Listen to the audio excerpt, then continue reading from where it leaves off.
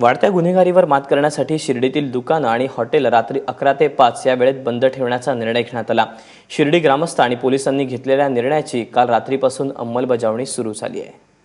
आरती साई बाबा सौख्यदाता राजीवा चरण रजतळी द्यावा दासा विसावा आरती साई बाबा।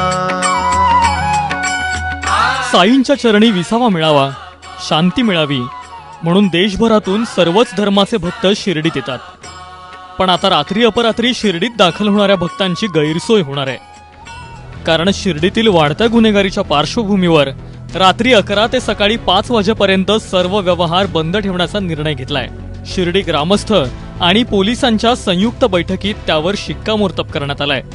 11 नंतर कुठलंही हॉटेल, लॉजेस किंवा हॉटेल्स हे सुरू राहणार नाही आणि 11 नंतर आम्ही एक विशेष मोहीम आजपासून प्रत्येक दिवशी राबवणार आहोत। याच्यामध्ये कुठलंही हॉटेल 11 नंतर जर सुरू राहिलं, जर तसं आमच्या निदर्शनास आढळलं तर त्याच्यावर आम्ही कडक कारवाई करणार आहोत। गेल्या 2 महिन्यात शिर्डीमध्ये गुन्हेगारीचं प्रमाण चांगलंच वाढलंय। 26 डिसेंबरला मोबाईल चोरीच्या वादातून 2 गटात हाणामारी आणि गोळीबार झाला। या गोळीबारात किसन बागुल या 25 वर्षीय युवकाचा मृत्यू झाला। तर 1 मार्चला शिर्डीजवळील अस्तगाव शिवारात पूर्व वैमनस्यातून मच्छिंद्र जगताप यांच्यावर अज्ञातानं गोळीबार केला। याशिवाय पाकिटमारी, मोबाईल चोरी यांसारख्या अनेक घटना वारंवार घडल्या आहेत। खरं तर शिर्डीतील गुन्हेगारी रोखणं हे पोलिसांचं कर्तव्य आहे, मात्र आपल्या अपयशावर पांघरून घालण्यासाठी शिर्डी पोलिसांनी रात्रीचे व्यवहार बंद करण्याचा अजब फतवा काढलाय। एकीकडे राज्य सरकार नाईट लाईफला प्रोत्साहन देते, तर दुसरीकडे त्यांचेच पोलीस शिर्डीतील रात्रीचे व्यवहार बंद करताय।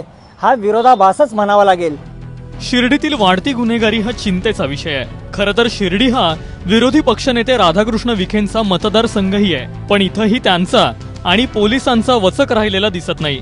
शिवाय देशभरातून भाविक इथं दाखल होतात, त्यामुळे शिर्डीसारख्या तीर्थस्थळावर अशा प्रकारे रात्री व्यवहार बंदी करणं व्यवहार्य नाहीच। त्यामुळे भक्तांच्या सोयीसाठी पुन्हा एकदा पोलिसांनी या निर्णयाचा फेरविचार करणं आवश्यक आहे। नितीन ओझा, ABP माझा, शिर्डी।